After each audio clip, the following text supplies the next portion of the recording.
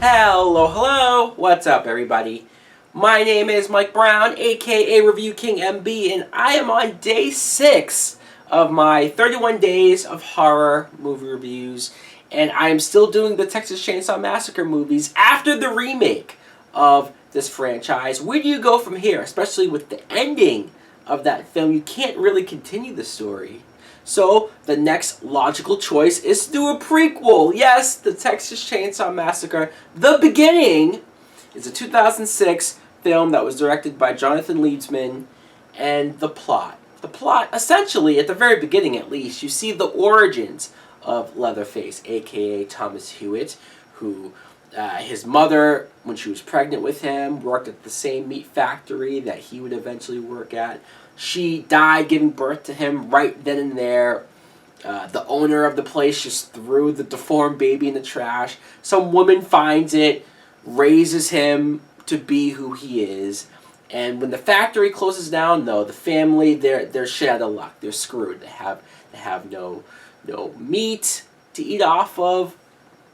Just they're screwed. So they're all desperate, and this is why and where they start killing. And living off of human flesh. So that's where we meet our new group of characters who get involved, and it does not go too well. Now, what I think of the Texas Chainsaw Massacre, The Beginning, is... You know, it's funny. When you look on Rotten Tomatoes, and I know, some people think what they want to think about Rotten Tomatoes, but man, this movie is really low reviewed, really low scored, and I get it. I get why people might not love this film, might have a lot of issues with it. But for me, I enjoy this movie. I do. I'm a simpleton. What do you want me to say? Let's go through it. I don't mind seeing at least some backstory of Leatherface. I know some people don't need any origin, don't need any explanation or backstory on our favorite horror icons. People got pissed about seeing the backstory of Michael Myers, or maybe even seeing too much of Freddy Krueger or this and that. And I get it, but I think if there's a story there, I think if you can make your horror killer interesting and just more compelling in some ways, I think go for it. And it's not like this movie spends like a half hour, 45 minutes, an hour or so with Leatherface as a child or as a teenager. I mean, how dumb and boring would that be? You only see in the opening credits what it was like for him to grow up. And as the movie starts, he's already a big, hulking adult, man-child, whatever you want to call it. You see him at the factory kill his first person, or later on when he finally cuts his first human flesh to make into a face mask. Like, those are moments that I'm okay with seeing. I think it's kind of cool, kind of interesting.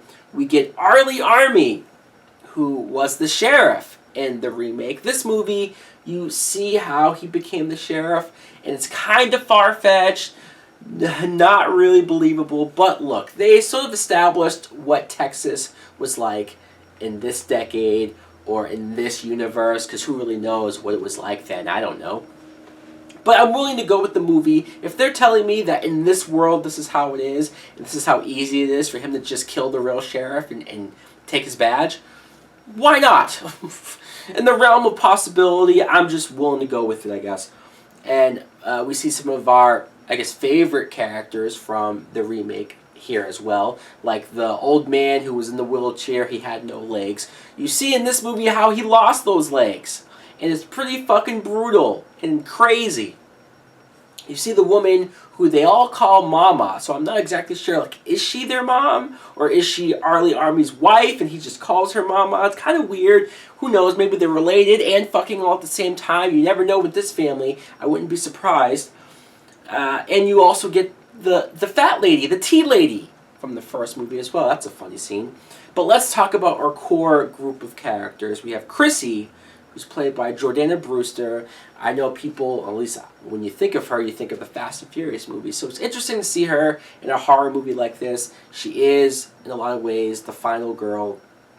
She is, she's going out with Eric, played by Matt Bomer. It's funny, I'm just watching this movie, or rewatching this movie, I should say, and I never knew it was Matt Bomer till right now. It's kind of like, oh crap, because he's gone off and done some things since this. So it's cool whenever you go back to an older movie and say, oh shit, that was so-and-so. And he is re-enlisting in the military. He's going to the war because it's in his blood. It's what he wants to do. He's bringing along his brother, who would be doing it for the first time, Dean, played by Taylor Hanley. And they have a side plot going on where Dean doesn't want to go in the army with him. He plans on leaving with his girlfriend to Mexico. His girlfriend's played by Dora Bard. And I'm not saying it's the most compelling side plot ever, but at least they gave these characters something to do. They sort of set up at least some relationship between them, so we kind of know their personalities and something to work off of when they're put in the situation. But let's go back to the main event. Leatherface is once again played by Andrew Bernardsky, who played him in the remake. He's my favorite actor to play Leatherface because he is so huge and menacing. And I even love his look here. I know I said in the remake that's my favorite look of Leatherface, and that's still true, but I also really like this one. For most of the movie, you see him wearing this half face mask. It's almost like a prototype. I don't know what it's made out of, but it just covers his mouth just enough to not show his deformity. And there's something about us seeing more of his eyes and the longer hair, and he looks dirtier than before. I don't know. I really like this look. And then there's something to when he finally does wear a human flesh mask for the first time and just how that mask looks. It's creepy, but he becomes the Leatherface that we know, more familiar with more. And his use of the chainsaw is so many levels of badassery here. It is. It's probably some of the best usage of the chainsaw. Not only the one scene where you have this biker who his girlfriend was being kind of a bitch and following the group around. She got in the crosshair and got shot by the sheriff, taken to the house. And so Jordana Brewster tries to get him to help her get her friend. Of course, he doesn't give a fuck. And he has a fight with Leatherface. A very short fight, though, because Leatherface kicks his ass, puts his body on top of the chainsaw while it's on the ground, and just, like, fucking raises the chainsaw through his chest and back and rips him in half. It's insane. But not just that. I won't talk about, like, who the character is, but this one character who Leatherface just takes the chainsaw, puts it into his back, raises him up, and just holds him up in the air as they're shaking and virtually dying in front of you. It's horrific.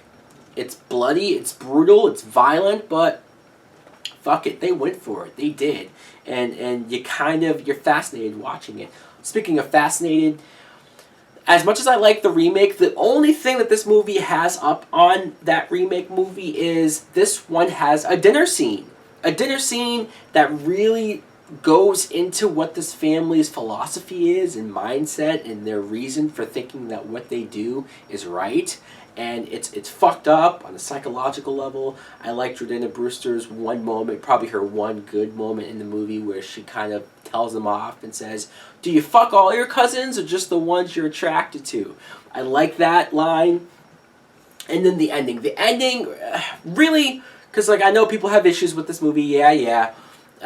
My only real issue is at the end scene where Leatherface is chasing her, which, by the way, there's a shot in this movie of Leatherface, like, a full-on straight shot of Leatherface running through the woods, chasing her, and he has the chainsaw, and he looks fucking scary as shit. It really does. But the chase scene and her hiding in the meat factory is virtually the same thing that they did with Jessica Biel in the first movie. So it's kind of like they're retreading that whole sequence.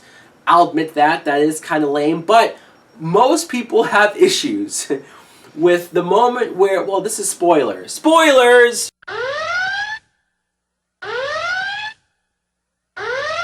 Because I have to talk about this to really explain why people are pissed. So there's a moment where Jordana Brewster gets into her car, she's driving off, she sees a cop and some guy on the road, and she thinks, holy fuck, I'm saved!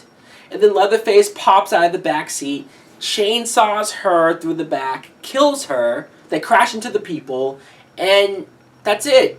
He kills everybody and walks away. And I don't think people have an issue with the fact that everybody dies at the end because it's a prequel. So you couldn't have had her get away and then so how did nobody know about this for future movies or that movie?